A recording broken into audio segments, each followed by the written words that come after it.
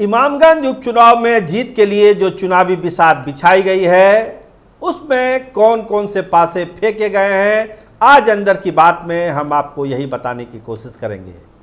क्या वो पासे जो फेंके गए हैं वो हार जीत का अंतर तय कर रहे हैं या कोई नया समीकरण इमामगंज के सारे समीकरण को बदल कर रख देगा।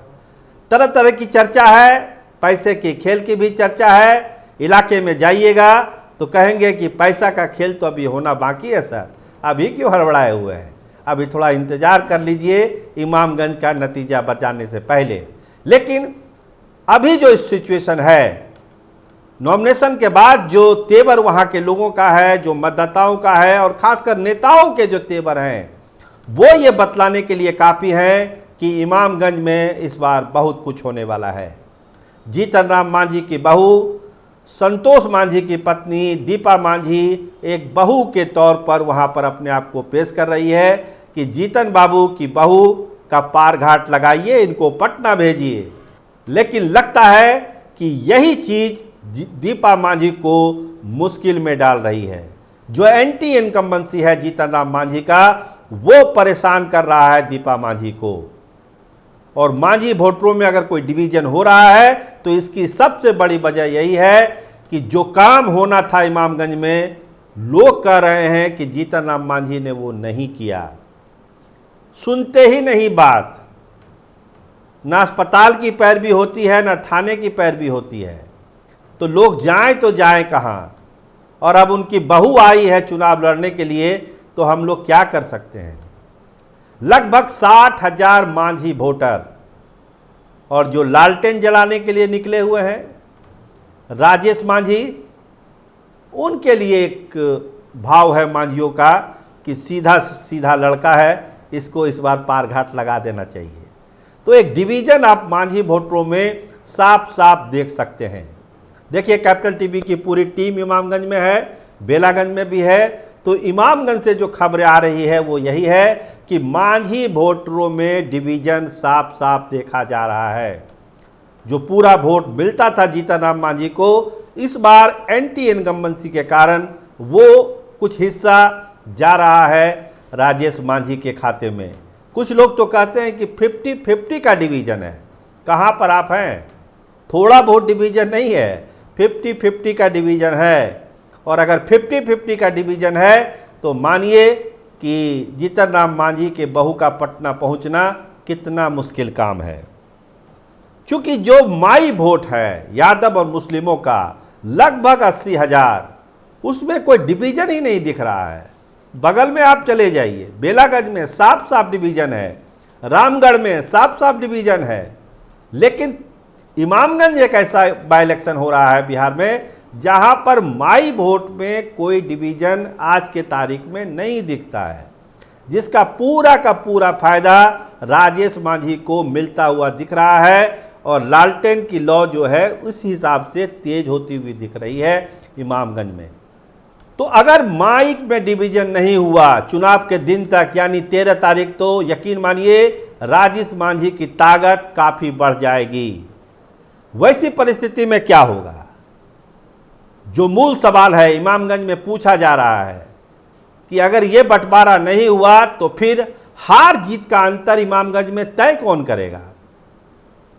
तो हार जीत का जो अंतर तय होना है वो दांगी वोटों से होना है। कहीं कुशवाहा भी कहा जाता है, लेकिन उस इलाके में दांगी कहा जाता है। और लगभग 40,000 के बाद आसपास ये वोट है और काफ़ी मजबूत वोट बैंक है। दागी वहाँ पर बहुत मजबूत स्थिति में है। ये वोट बैंक ही तय करेगा कि इमामगंज की जंग कौन जीतने वाला है।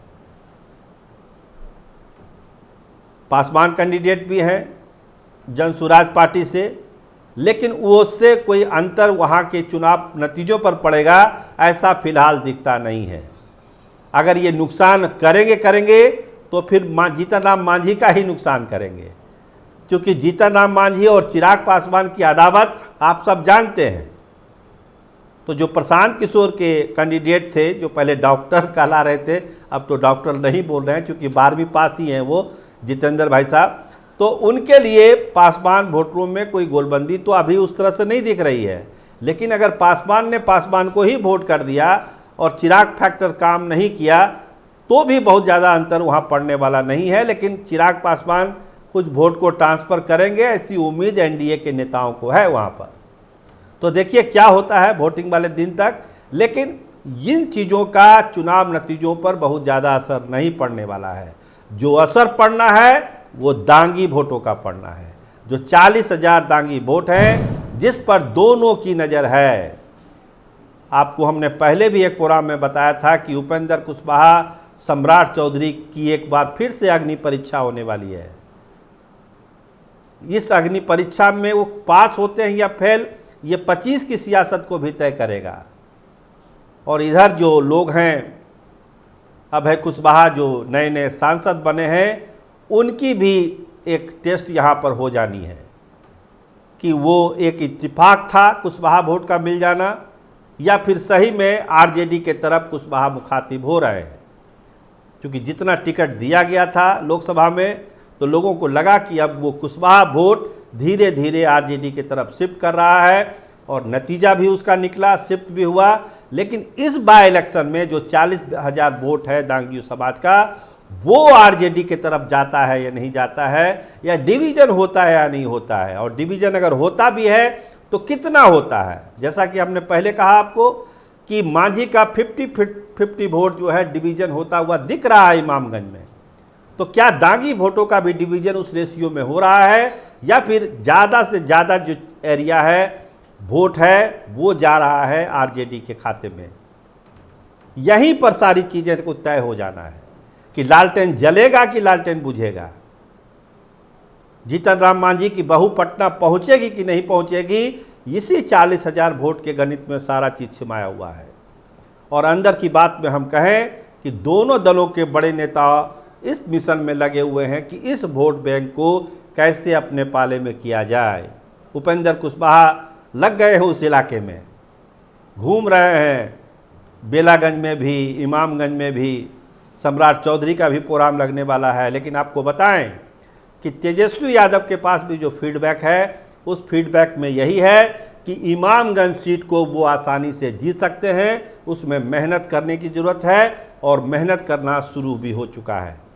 छठ से पहले ही तेजस्वी यादव इमामगंज जाने वाले हैं, क्योंकि 11 तारीख तक ही चुनाव प्रचार होना है, 13 को तो वोट ही है। तो छठ है 7 और 8 तारीख को, आप जान ही रहे बिहार का सबसे बड़ा पर्व। तो उससे पहले राउंड की एक मीटिंग तेजस्वी यादव चारों विधानसभा क्षेत्रों में कर लेना चाहते हैं और सबसे ज़्यादा फोकस इमामगंज पर ही रहेगा।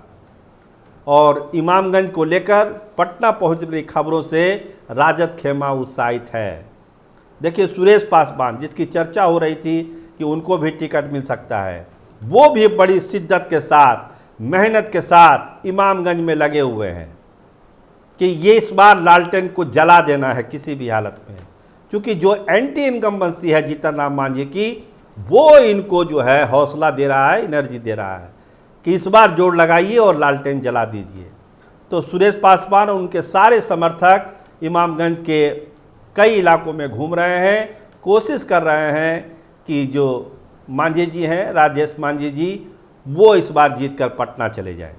देखिए अपर कास्ट वोटर को लेकर जो है इमामगंज में बहुत मारामारी नहीं है, चूँकि संख्या ही कम है। लोग बता रहे हैं मिला जुला के अगर कहिएगा तो 20,000 के आसपास ही सारे अपर कास्ट वोटर हैं, इसलिए बहुत ज़्यादा अंतर उससे पड़ेगा नहीं।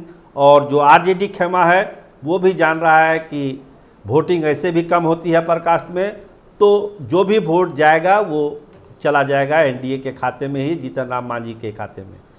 असली लड़ाई शुरू होगी जीतन राम मांझी और राजेश मांझी के बीच में, क्योंकि कुछ इशू हैं वहाँ पर।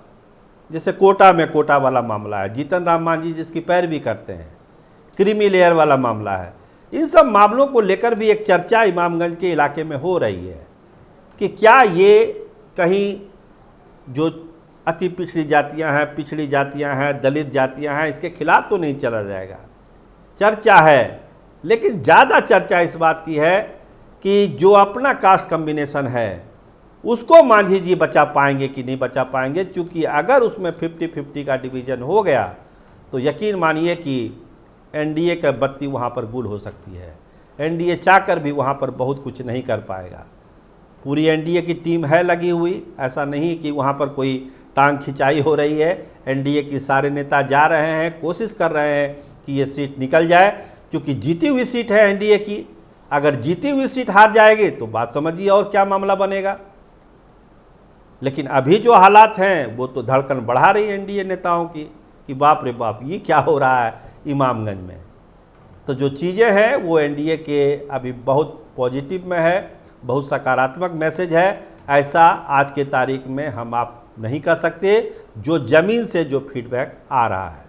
प्रशांत किशोर भी ताकत लगा रहे हैं, आज घूम भी रहे थे इमामगंज के कई इलाकों में, किशोर कुमार मुन्ना के साथ भी थे, पदयात्रा भी हुई है इमामगंज के इलाके में। कोशिश है कि एक उपस्थिति वहां पर दर्ज की जाए, लेकिन मुकाबला दो पुराने खिलाड़ियों के बीच में। 2010 में भी राजेश मांझी वहां से लड़े थे और जीतन राम मांझी तो वहां से लड़ते ही रहे हैं।